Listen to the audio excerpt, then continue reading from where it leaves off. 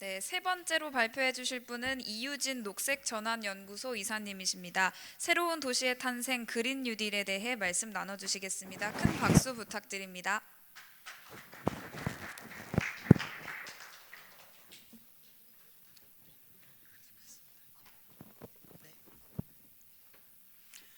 네, 반갑습니다. 녹색전환연구소 이유진입니다.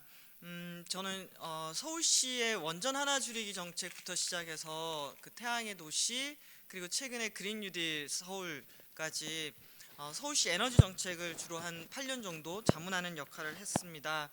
그리고 제 전공이 지역 에너지 전환 정책이라서 서울, 경기, 충남 그리고 기초 지자체들이 어떻게 에너지 계획을 세우고 그 지자체 안에서의 에너지 자립도를 높여갈 수 있는가에 대한 정책을 만들고 자문하는 역할을 오랫동안 해왔습니다. 오늘 앞서 오전에 우리 유현준 교수님께서 그 건축을 가장 크게 바꾸는 두 가지 요소가 전염병과 기후변화라고 얘기하셨습니다. 그래서 오늘 우리의 세미나의 주제가 도시의 재탄생인데 최근 들어 우리는 도시에서 어떤 경험들을 하고 있을까라고 생각해 봤을 때 저는 재난의 연속이다라는 생각이 들었습니다. 올해 우리 최장 장마가 내렸습니다. 54일 기록을 깼죠. 가장 늦게까지 장마가 내린 해로 기록되고 있습니다. 8월 16일. 그리고 또 우리나라 기상 관측이 한 1973년부터 기상 관측을 했는데요. 6월달 평균 기온이 7월달보다 높았던 유일한 해가 2020년이라고 합니다. 기상의 이변 그리고 홍수라든지 태풍이라든지 폭염이라든지 기상재난에 상당히 많은 시민들이 지금 노출되고 있는 상황이 이어지고 있다. 거기에 올해 같은 경우에는 코로나까지 닥쳤죠. 최근에 뉴스를 보시면은 캘리포니아 산불이 대단하게 확산되고 있습니다. 폭염의 산불 그리고 전력난까지 가중되고 있습니다. 그런 의미에서 보면 우리가 도시의 지속 가능성을 얘기했지만 이 기후가 이렇게 급변하는 시기에서는 도시의 안전한 인프라 어떻게 이런 연속적인 재난으로부터 시민들의 안전과 건강을 보호할 수 있을까? 그러면서 왜 이렇게 됐을까라고 했을 때는 우리가 매일매일 사용하는 화석 에너지가 지구의 평균 온도를 올리기 때문이고, 그러면 그 기후 위기에 대응하기 위해서라도 에너지를 어떻게 바꾸고 온실가스 배출량을 줄이는 도시로 만들 수 있을까? 이 두 가지가 저는 앞으로 도시에서 아주 중요한 키워드가 돼야 되지 않을까라는 생각이 들었습니다. 그래서 조금은 위기의식, 도시의 미래를 어떻게 설계할까에 있어서 저는 위기에 어떻게 대응해서 이 도시가 안전하고 지속 가능하게 생존할 수 있을까라는 이런 얘기들을 해야 되지 않을까라는 생각이 들었습니다. 저는 기후하고 에너지 문제를 좀 오랫동안 공부하고 다루고 있는데요. 제가 요즘 느끼는 것은 속도입니다. 왼쪽 그림이 84년도 북극의 면적이고 오른쪽이 2016년도인데요. 눈으로 보기에는 한 절반 정도 줄었다고 나오잖아요. 근데 최근에 극지연구소의 이런 보고나 보고서를 보면은 80년대에 비해서 북극의 얼음 면적이 25%로 줄었다. 4분의 1밖에 남지 않았다라고 얘기하고 있습니다. 그리고 남아있는 4분의 1도 이 2030년경에 사라질 수 있다. 그래서 최근에 우리가 겪고 있는 이 급격한 이상 기후가 지구의 평균 온도 상승이랑 연결되어 있고요. 지금 현재 우리가 1도 정도 오른 지구에서 살고 있는데 이대로 우리가 온실가스를 계속해서 배출하게 되면은 2040년경에 과학자들이 지구 온도 평균 기온 상승의 마지노선이라고 하는 1.5도를 넘어서게 됩니다. 1.5도가 마지노선인데요. 앞으로 20년도 안 남았다라는 상황입니다. 그러면 우리가 파국으로 갈 수는 없으니까 1.5도에서 안정화하려면 어떻게 하냐라고 했을 때 IPCC 보고서에는 이렇게 나옵니다. 2050년에는 넷제로 해야 되고 10년 안에는 지금 배출하는 온실가스의 절반을 줄여야 된다. 2050년 넷제로. 아마 앞으로 우리가 상당히 많이 얘기하고 토론할 목표가 될 것 같습니다.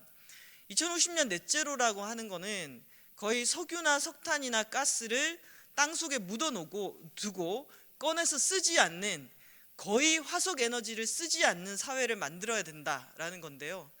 전 세계가 지금처럼 화석 에너지에 기반한 시스템으로 돌아가는 세계가 30년 안에 그 일을 할 수 있을까요? 30년 뭐 기술 발달이나 이런 것들을 친다 하더라도 그러면 30년 내에 넷제로로 가기 위해서는 10년 안에 뭔가를 해야 되는데 10년 안에 지금의 절반을 줄일 수 있을까요? 다 이렇게 고개를 이렇게 흔드시는 분도 계시는데, 그랬을 때 이걸 진지하게 해야겠다라고 마음먹고 나서는 국가와 도시들이 있습니다. EU가 대표적으로 우리 2050년 넷제로 하겠다라고 하면서 그린딜을 하고 있고요. 미국의 대선은 아마 이번 11월 달에 해봐야 알겠지만 바이든의 공약의 핵심 내용이 2050년 넷제로 미국입니다. 미국의 배출량이 전 세계 2위입니다. 그런 미국이 2050년 넷제로를 하겠다라는 것은 웬만한 이 자원과 국가적인 역량과 인력과 예산을 동원하지 않고서는 할 수 없는 일입니다. 그런데 여기 보시면은 미국도 지난해 2019년부터 2050년 넷제로, 그리고 2030년 10년 안에 100% 청정 에너지, 이런 얘기들을 하면서 국가 정책을 만들어가고 있습니다. 이 민주당의 현재의 주요한 공약인데 이건 11월 달에 바이든이 당선되면 구체화되겠죠. EU 같은 경우에도 2050년 넷제로 달성을 얘기하면서 EU는 뭘 얘기하고 있냐면은 탄소 국경 조정을 얘기하고 있습니다. EU는 온실가스를 줄이면서 물건을 생산하는데 다른 나라들은 그렇지 않다. 그러면 다른 나라들에서 수입하는 물건에 대해서 그 물건에 내재되어 있는 탄소만큼을 관세로 매기겠다라는 게 탄소 국경 조정입니다. 그리고 우리나라 같은 경우에는 코로나 국면 이후에 경제의 경기 부양책을 위해서 한국판 뉴딜이 등장했고 그 안에는 그린 뉴딜이 들어가 있습니다. 그린 뉴딜의 핵심에는 그린 리모델링, 그린 에너지, 그린 모빌리티, 이게 다 도시에서 구현될 수 있는 내용들이고요. 우리의 그린 뉴딜의 주요 내용을 보면은 우리나라도 탄소 중립이라는 용어가 나옵니다. 물론 언제 탄소 중립을 할 것인가에 대한 목표 연도는 안 나와 있죠. 이 그린 뉴딜을 했을 때 우리는 약 22만 호의 그린 리모델링, 그리고 태양광 풍력 발전 용량이 늘어나고요. 스마트 그린 도시 25개, 이런 것들이 만들어집니다. 이게 지표로 되어 있는데요. 미국과 EU에서 얘기하는 그린 뉴딜, 그린딜이 2050년 탄소 중립, 거의 온실가스를 배출하지 않는 사회를 만들기 위해서 그린 뉴딜을 국가의 최우선 목표로 삼아서 사회 경제 시스템을 대전환하는 정책이라고 정의를 하고 간다면은 한국의 뉴딜은 조금은 프로젝트 단위의 온실가스 감축과 환경 재생 가능 에너지 정책을 추진한다 정도로 되어 있는 것 같습니다. 물론 이 한국 정부의 그린 뉴딜도 세계적인 추세에 따라서 이제 2050년 넷제로라는 것들을 목표로 저는 재설계될 가능성도 크다라고 생각을 합니다. 근데 전반적으로 국제사회에서 지금 논의되는 그린 뉴딜은 기후 위기 문제를 해결해야 한다. 동시에 사람들의 먹고 사는 문제를 해결해야 된다. 일자리가 만들어져야 된다. 그리고 또 불평등을 완화할 수 있는 이 세 가지 목표를 동시에 달성하는 것이 그린 뉴딜이다. 그리고 1.5도 안정화를 위해서는 2050년 넷제로 사회를 만들어야 된다라고 얘기하고 있습니다. 그러다 보니 각각의 국가와 지자체에서 하는 그린 뉴딜의 가장 중요한 지표가 뭐냐면은 온실가스를 얼마나 줄였냐, 2050년 넷제로 사회 만들 수 있냐, 그리고 2050년 넷제로 사회를 만들기 위해서 건물은 어떻게 바뀌고 수송은 어떻게 바뀌고 폐기물은 어떻게 관리하며 도시 숲은 얼마나 늘릴 것이냐, 이런 것들을 중심으로 그린 뉴딜 정책이 만들어지고 있습니다. 뉴욕시 같은 경우에 2019년도에 뉴욕시가 만든 그린 뉴딜 정책을 보면 빌딩에서 가장 많은 온실가스를 배출하기 때문에 이제 더 이상 뉴욕시에서는 통유리로 된 커튼홀 방식의 건물 자체를 짓지 못하도록 하는 것부터 시작해서 상업용 건물에 대해서는 온실가스를 의무적으로 2030년까지 40% 줄여야 된다. 어떤 인센티브나 이런 요건 없이 온실가스 자체를 줄여야 된다라는 것을 조례를 만들어서 법제화하고 있습니다. 그래서 그래프를 보면 어떻게 2050년까지 폐기물, 교통, 빌딩, 에너지 공급 이렇게 각각의 영역에서 온실가스를 줄여나갈 것인가를 중심으로 목표를 설정하고 있고요. 로스앤젤레스시도 보면은 2050년까지 넷제로로 간다. 그렇게 하기 위해서는 대중교통 분야에 있어서도 전기차를 100% 보급하고 그리고 2030년까지 재생가능 에너지를 완벽하게 빠르게 공급하겠다. 이런 내용들을 가지고 그린 뉴딜 정책을 펼치고 있습니다. 그래서 분야를 보면은 에너지, 물, 빌딩, 주택, 대중교통, 차량, 폐기물 관리, 먹을거리, 환경 정의 이런 각각의 영역별로 도시가 어떻게 바뀌어야지 넷제로에 가까운 도시를 만들 것인가에 대해서 계획을 세우고 진행을 하고 있습니다. 그래서 이 표를 보면은 로스앤젤레스시의 그린 뉴딜 정책인데요.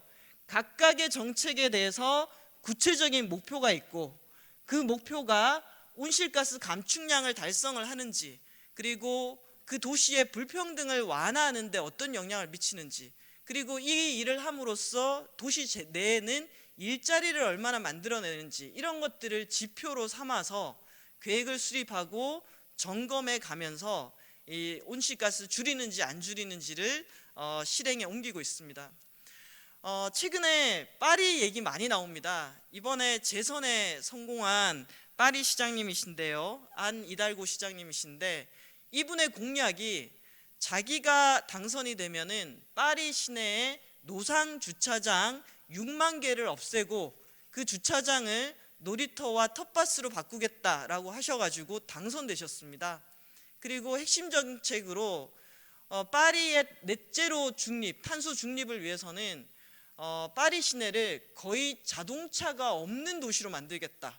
도대체 그거 어떻게 만드냐라고 했을 때 사람이 살고 있는 기본 주택 단지를 중심으로 일하러 가는 곳, 공부하러 가는 곳, 병원에 가는 곳, 놀러 가는 곳, 물건을 사러 가는 곳 이런 것들이 15분 내에 위치하도록 함으로써 굳이 자동차를 타고 이동하지 않아도 되는 그래서 걷거나 자전거를 타고 이동할 수 있는 도시로 파리를 만들겠다라고 얘기를 하셨고 실제 도시 정책에도 반영하고 있습니다.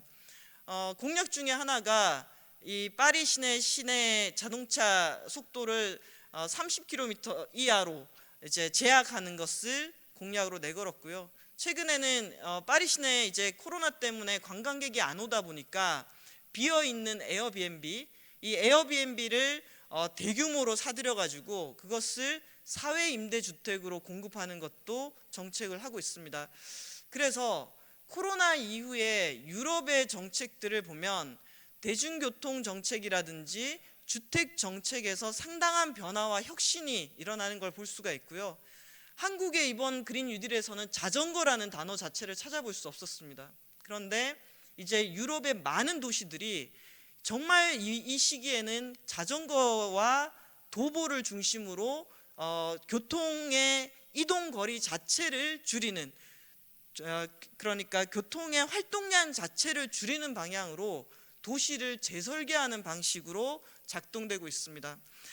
우리나라의 도시들도 아까 우리 전주시장님이 얘기하셨던 듯이 지자체가 빠르게 대응하고 있습니다. 저는 코로나 시기에 대구가 코로나로 어려움을 겪을 때 광주가 병상 나눔을 해서 서로 달빛 동맹이라는 이런 좋은 사례를 만들기도 했고요.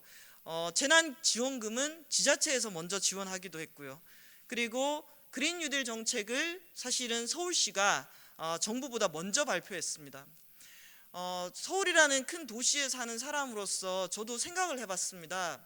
코로나 국면, 기후 위기가 심화되는 이 국면에 내가 도시에서 안전하게 살아가려면은 이 도시에는 어떤 인프라가 필요할까? 저는 공공병원이 충분히 좀 있었으면 좋겠습니다. 그래서 아팠을 때 신속하게 치료받을 수 있는 공공보건 의료 시스템이 갖춰져 있으면 좋을 것 같고요. 그리고 집이 좀 쾌적하고 안전했으면 좋겠습니다. 소위 우리가 얘기하는 옥탑방, 지하방, 고시원, 부적합한 주거 형태가 도시에서 좀 사라지고 적정 가격에 쾌적하고 안전한 주택의 접근권이 좀 높아졌으면 좋겠습니다. 교통도 걷거나 아니면 대중교통을 이 비대면 그리고 좀 걱정이 많지 않습니까? 이런 사회에 좀 더 내 공간을 확보할 수 있는 대중교통 시스템이 충원이 됐으면 좋겠습니다. 그리고 어쩔 수 없이 택배라든지 배달 음식을 시키게 되는데 그러면서 내가 만들어낸 이 플라스틱 폐기물이 제대로 재사용되고 다시 이 환경에 영향을 미치지 않는다라는 것들이 확인됐으면 좋겠습니다. 그리고 멀리 여행을 못 가는 상황이 됐기 때문에 가까운 곳에 녹지 시설이 있었으면 좋겠습니다. 저는 도시가 이런 요건들을 사람들에게 기본적으로 충족시켜 줄 수 있도록 집중해 주는 것, 그게 저는 그린 뉴딜이 아닐까라는 생각이 들었고요. 저는 이 자료가 상당히 좀 중요하다고 생각하는데 우리나라의 229개 기초지자체를 대상으로 온실가스 감축에 대한 부담이 어떤 지자체가 더 많이 지는가를 가지고 연구를 한 결과입니다. 여기 보면은 석탄 발전소가 있는 당진이나 보령이나 태안 같은 곳이 온실가스 감축에 대한 부담이 큰 지자체 도시로 나타났고요. 서초, 강남, 중구, 종로구, 용산구 같은 경우에는 사실 그런 석탄 발전소라든지 관련한 시설이 없지 않습니까? 그래서 이 온실가스 감축에 대한 부담을 거의 지지 않는 것으로 나타났습니다. 그래서 이걸 보면은 한국에 있다 하더라도 어떤 지역에 사는가에 따라서 감축에 대한 부담 그리고 이런 것들이 다르다라는 걸 보여주는 것 같고요. 이건 적응에 대한 위험도를 보여주는 건데 어떤 지역이 재난으로 인한 피해에 더 취약한가를 보여주는 지표라고 할 수가 있습니다. 생각보다 부산 지역이 취약한 것으로 나타났습니다. 그래서 이런 걸 보면 한국에 있는 각각의 도시들도 그 도시의 상황에 따라서 이 기후 문제에 대해서 어떻게 대응할 것인가에 대한 전략이 달라야 된다. 또 그리고 그 문제를 해결하기 위한 각각의 도시가 그린 뉴딜 정책을 만들 때에도 도시마다 강조하거나 대책을 세우는 분야가 다를 수밖에 없겠다라는 생각이 들었습니다. 그래서 국가도 그린 뉴딜 정책을 짜지만 지자체에서도 그린 뉴딜 정책을 짠다면은 저는 다양한 분야가 접근 가능하겠다. 공공의료, 에너지, 건물, 교통, 오픈 스페이스, 재사용, 또 먹을거리, 그리고 돌봄의 영역도 그린 뉴딜의 영역이 저는 될 수 있다라고 생각을 합니다. 그래서 이제 우리들의 도시도 기후 문제에 대응하고 그 기후 문제에 대응하기 위해서는 어떤 그린 뉴딜적인 전략을 짜서 온실가스를 줄이고 재난에 대비하고 일자리를 만들고 사회적으로 취약한 사람들을 돌보는 그런 정책들을 짜야 되는 시점에 왔다라는 생각이 들고요. 지난 6월 5일 날 국회의원 회관에서 우리나라 226개의 기초지방정부가 기후위기 비상선언을 했습니다. 그리고 지금 나와 있는 이런 도시들이 한국에 있는 지자체 중에서도 이 기후 문제에 적극적으로 대응하고 그린 뉴딜 정책도 마련하는 곳입니다. 자, 지금 보면은 서울시, 충남, 경남 이런 곳들이 그린 뉴딜 정책을 짜고 있는데요. 서울시 같은 경우에는 실제로 그래프를 2050년 넷제로에 가깝게 온실가스를 어떤 부분에서 어떻게 줄일 것인가를 구체적으로 저희가 수립을 했습니다. 서울은 그린 빌딩과 그린 모빌리티가 핵심입니다. 서울의 온실가스 매출량의 거의 70% 가까이가 건물에서 나옵니다. 그래서 녹색 건물을 만들기 위해서 저희가 하려고 했던 것은 건물에 제로 에너지 건축물을 짓고 노후된 건물에 대해서는 그린 리모델링을 하고, 그리고 아주 강력하게는 하지 못하다 하더라도 건물 온실가스 총량제를 공공 건물부터 시작해서 민간 건물까지 확대하는 방향으로 준비를 했었습니다. 그리고 교통 분야에 있어서는 전기차, 수소차를 늘리는 것도 있지만 어떻게 하면 서울의 교통 총량을 줄일 수 있을까, 이런 것들에 대해서도 고민을 했고요. 그리고 예를 들면은 2035년도에 서울에서는 내연기관 차량은 등록 금지를 해야겠다. 그렇게 해야지 교통 분야의 온실가스를 줄일 수 있겠다. 이런 내용들도 저희가 만들어내기도 했습니다. 이게 서울에 아니라면은 충남 같은 경우에는 석탄 발전소가 많습니다. 그러다 보니까 충청남도의 그린 뉴딜 정책에는 정의로운 전환이라는 개념이 들어가 있는데요. 왜냐하면 충남의 석탄 발전소가 빠르게 빠지게 될 경우에 기존의 그 석탄 발전소에서 일하고 있던 노동자들과 지역 경제가 영향을 받기 때문에 이렇게 빠지게 되는 석탄 산업, 석탄 발전 분야의 노동자들을 위한 전환 대책 같은 것들도 필요하다라고 해서 충남의 그린 뉴딜 정책에는 이렇게 석탄 발전소가 빠지게 됨으로써 중앙 정부의 지원과 이런 제도적인 지원이 필요하다라는 내용, 그리고 이렇게 영향받는 사람들의 피해를 최소화할 수 있는 정의로운 전환 대책, 이런 것들이 그린 뉴딜에 들어가야 된다라는 내용이 담겨져 있습니다. 제가 보기에 광주의 그린 뉴딜은 가장 모범적으로 만들어지고 있습니다. 시민사회, 시의회, 지방정부, 국회의원이 협업해서 상당히 급진적으로 여기 보면은 2050년 넷제로 탄소 중립 도시를 만들기 위한 정책들을 만들고 있고요. 광역뿐만 아니라 우리나라 광명시라든지 화성시, 당진시 이런 곳들도 그린 뉴딜을 정책을 수립하고 있는데요. 보면 목표를 2050년 탄소 중립이라는 목표에 맞추고 있다라는 것들이 특이사항입니다. 화성시 같은 경우에는 로스앤젤레스시의 그린 뉴딜 정책을 참고로 정책을 만든 것 같습니다. 그래서 여기 화성시에서 좀 강조하는 것은 무상교통을 통해서 온실가스 배출량을 줄이면서 교통복지를 강화하겠다라는 정책을 갖고 있고요. 이 자료를 보시면 화성시의 그린 뉴딜 정책을 어떻게 점검하겠다라고 하는 표인데 제가 보기에는 상당히 잘 만들었습니다. 그래서 보면은 각각의 사업이 나오고요. 거기에 소요되는 예산을 쓰고 있고, 오른쪽에 보면은 이 사업을 했을 때 온실가스를 얼마나 줄일 수 있는지, 일자리는 어떻게 늘어나는지, 그리고 이 정책을 통해서 사회적 약자들에게는 어떤 혜택이 가는지를 촘촘하게 이렇게 계획을 세워서 접근하고 있습니다. 그래서 저는 크게 바뀌고 있다. 재난의 강도도 커지고 있고 도시에서 온실가스를 줄여야 하는 의무감도 아주 강하게 받고 있다. 그래서 이 시기에 정부가 그린 뉴딜 정책을 표방했고 또 그 그린 뉴딜 정책이 실현되는 현장은 지역이고 도시이고, 그래서 각각의 도시마다 지금 이제 그린 뉴딜 정책을 저는 만들어가는 단계에 있다라고 생각합니다. 그래서 이 그린 뉴딜 정책이 기후 위기와 코로나19로 지친 사람들에게 그래도 이렇게 하면 온실가스도 줄이면서 우리 사회가 좀 지속 가능할 수 있고 또 이런 일들이 지역에 일자리를 만들 수 있다라는 그런 좀 희망적인 것들을 줬으면 좋겠습니다.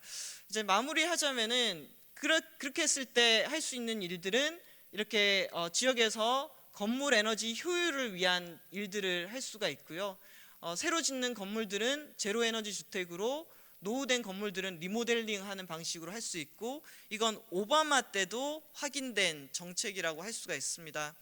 아까 스마트 시티에서 또 중요한 것은 전력을 매우 효율적으로 사용하는 것이고, 또 에너지 프로슈머, 그냥 받아서 쓰기만 했던 시민에서 생산하는 시민으로 바꿔야 되는데요. 그랬을 때 전력 수요 자원 시장이라든지 전력 중개 시장이라든지 이런 것들을 통해서 도시에서도 에너지를 생산하고 판매하는 일까지 가능하다라는 걸 보여주는 것 같습니다. 저는 교통 분야가 상당히 걱정되는데요. 우리나라 2,300만 대 자동차가 등록돼 있습니다. 수소차, 전기차 110만 대 이걸로 교통 분야 해결하기가 쉽지 않습니다. 결국은 대중교통의 혁신과 자전거의 수송 분담률, 도시계획 이런 것들이 연결되어야 된다고 생각하고요. 먹을거리나 폐기물 분야에서도 대책을 좀 마련해야 될 것 같습니다. 저는 앞으로 이 그린 뉴딜 정책이 국가와 지자체, 시민들이 협업을 통해서 우리나라 사회에서도 진지하게 2050년 넷제로 사회 어떻게 만들 거고 도시는 어떤 비전을 갖고 실제로 실행을 하면서 시민들의 안전과 건강을 지킬 수 있는지 그런 논의들을 더욱더 확장해 나갔으면 좋겠습니다. 감사합니다.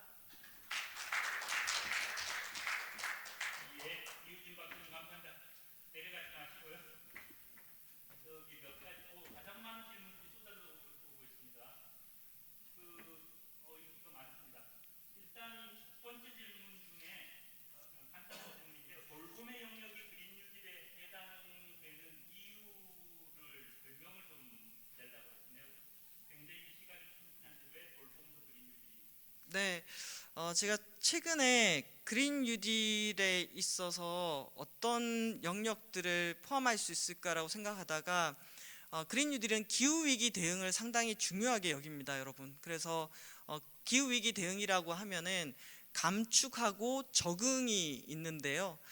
감축은 방금 얘기했듯이 온실가스를 줄이는 에너지나 주택 분야의 변화를 얘기하고 적응이라고 하는 것은 재난 시기에 사람들이 안전하게 대피할 수 있는 거, 재난에 대한 회복력을 키우는 분야가 바로 적응 영역이라고 할 수 있습니다.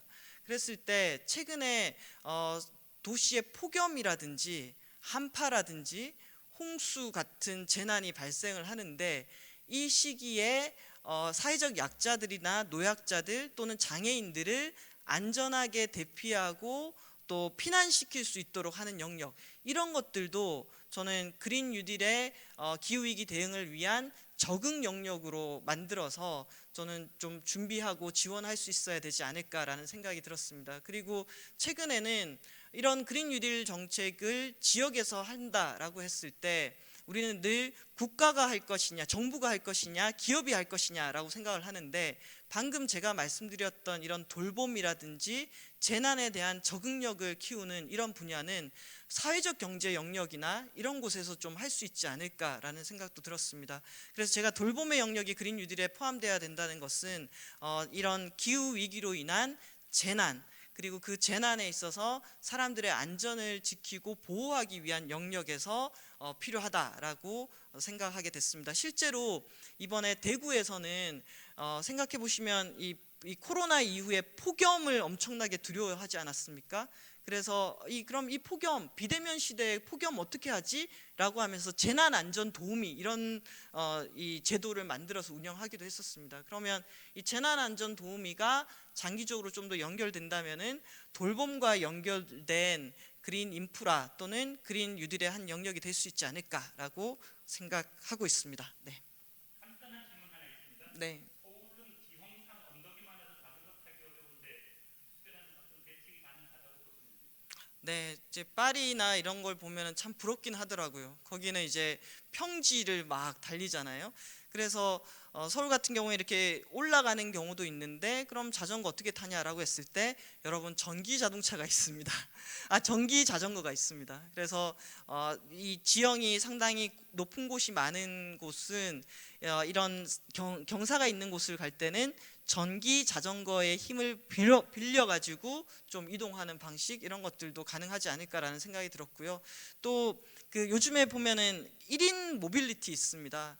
그럼 이런 1인 모빌리티 같은 경우도 제가 알아보니까 사람들이 가격이 좀 비싸다고 얘기를 하는데 이런 것들도 잘 연결하면은 굳이 사람마다 1인당 한 대씩 차를 가지지 않고서도 도시에서는 좀 더 편하게 이동하고 온실가스도 줄일 수 있지 않을까라는 생각이 들었습니다. 네. 한 가지 질문만 더 네. 내려주시죠. 그 해외 도시 사례를 많이 잘 소개를 받았는데 우리 이우진 박사님이 현재 지금 우리나라 그린뉴딜 정책에서 가장 부족하고 혹은 아쉬운 부분이 무엇인가요? 저는 우리 국가의 그린 뉴딜 정책을 보면 기본 아직 한국 사회 전반적으로 기후 위기라든지 온실가스 감축이 아주 중요하다라는 이런 인식이 바탕이 되어 있지가 않습니다. 그래서 해외 사례는 그린 뉴딜의 성공 지표로 온실가스를 얼마나 줄였냐가 아주 중요하게 지표화되는 거에 비해서 한국에서의 그린 뉴딜 정책은 어떤 사업을 했냐, 스마트 도시를 몇 개를 만들었냐가 중요하게 되지, 이 사업을 통해서 실제 온실가스를 얼마나 줄이고 저탄소, 탈탄소 사회로 만들었냐에 대해서는 묻지 않습니다. 그런데 저는 앞으로 기후 위기가 심화되고 파리 협정이 실행이 되고 그린 뉴딜이 전 세계적으로 실행이 될수록 정말 이 활동들이 온실가스를 줄였냐 라고 묻는 우리들에게 질문을 많이 해올 것 같거든요.